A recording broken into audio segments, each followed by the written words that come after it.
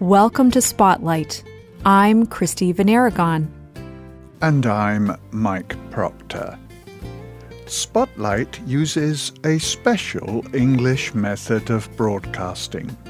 It is easier for people to understand no matter where in the world they live.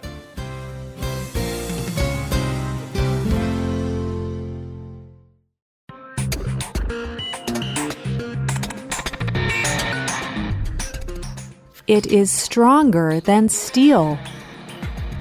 It is more difficult to break than rubber. It is one of the strongest natural substances on Earth. Yet it comes from a very small creature. Today's spotlight is on spider silk.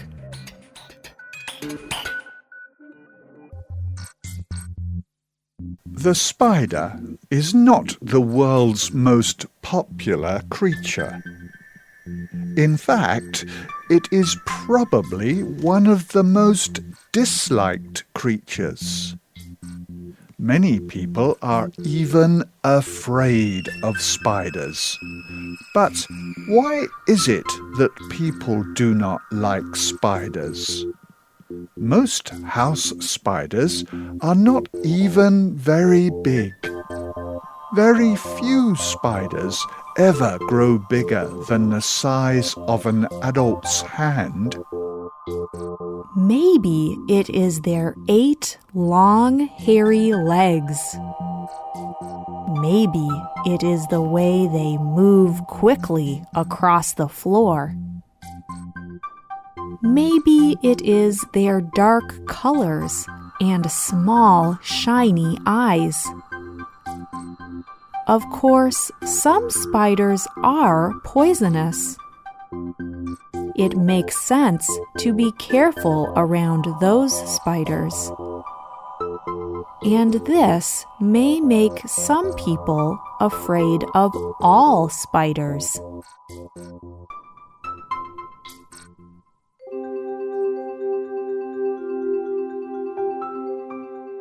No matter how you feel about spiders, they are still amazing creatures. One of the most amazing things about spiders is what they produce: soft, strong silk. When you think of silk, you probably imagine beautiful silk clothes.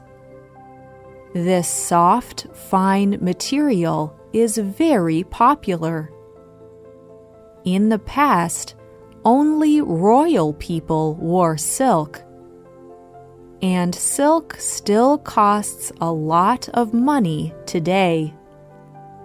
However, this kind of silk does not come from spiders.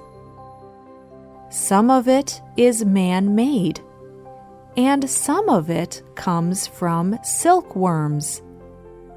These small insects are easy to farm, so companies can make large amounts of silk.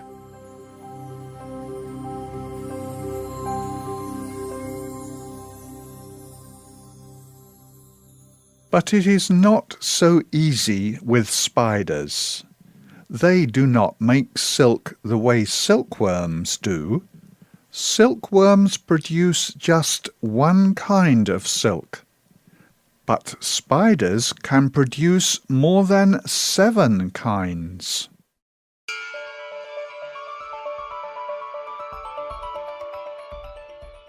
To make silk, spiders produce substances called proteins. Spiders weave or spin these silk proteins to make their webs.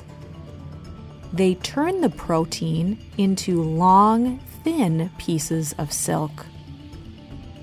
Spiders create different kinds of silk for different parts of their webs. For example, they use sticky silk to weave the top part of their web. This is the part that helps them catch insects for food. Spiders make the main structure of the web from dragline silk. Dragline silk is one of the strongest natural substances on the earth. This sounds a little strange at first. How could a spider's silk be so strong? Imagine a spider's web.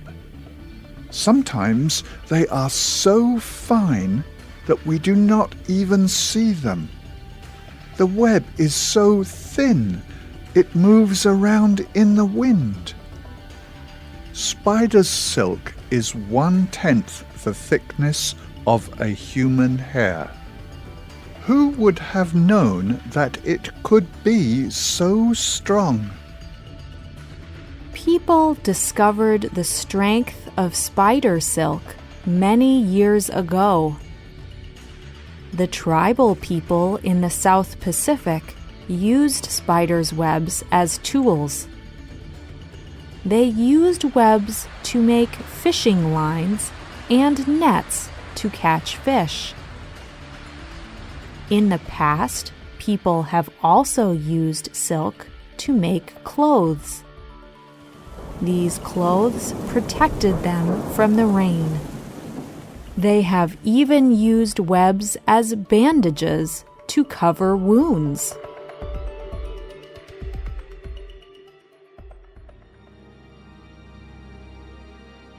Over the past 200 years, scientists have studied spider silk.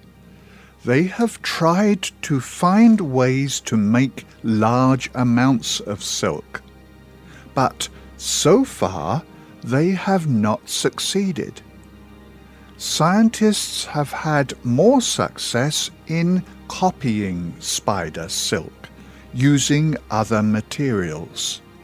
It has influenced materials for use in medicine, cloth, electronics, and other industries. They have had success by following the nature of the spider. A spider's nature is just like their silk. Strong. In fact, some old writings say that the spider's nature has encouraged great kings. One of these kings was Robert the Bruce. In the early 14th century, the Scottish army fought with England for control of Scotland. King Edward I of England led a strong army. They defeated Bruce and his army in battle.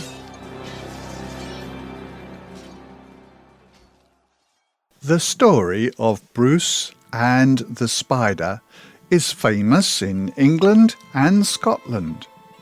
But no one knows if it is true or not. The story says that after the Scottish defeat, Bruce escaped. He ran and hid in an opening in the hills. Bruce was very troubled in his mind and spirit. The English army had defeated the Scots in battle, and Bruce felt defeated in his mind too. It was the lowest point in his life. He considered leaving the country and not returning. He lay on the ground and he looked up. He saw a spider among the rocks. It was weaving its web. The spider had almost finished. It just needed to hang the last silk piece. Bruce watched the spider try. The long silk piece kept falling. The spider made 6 failed attempts. On the 7th, it succeeded. The web hung complete. Bruce said, "Now shall this spider teach me what I am to do, for I also have failed 6 times." Bruce stood up. He returned to his army. He gathered together some more followers. He told his men, "If at first you do not succeed, try again." Bruce and his army won their next battle.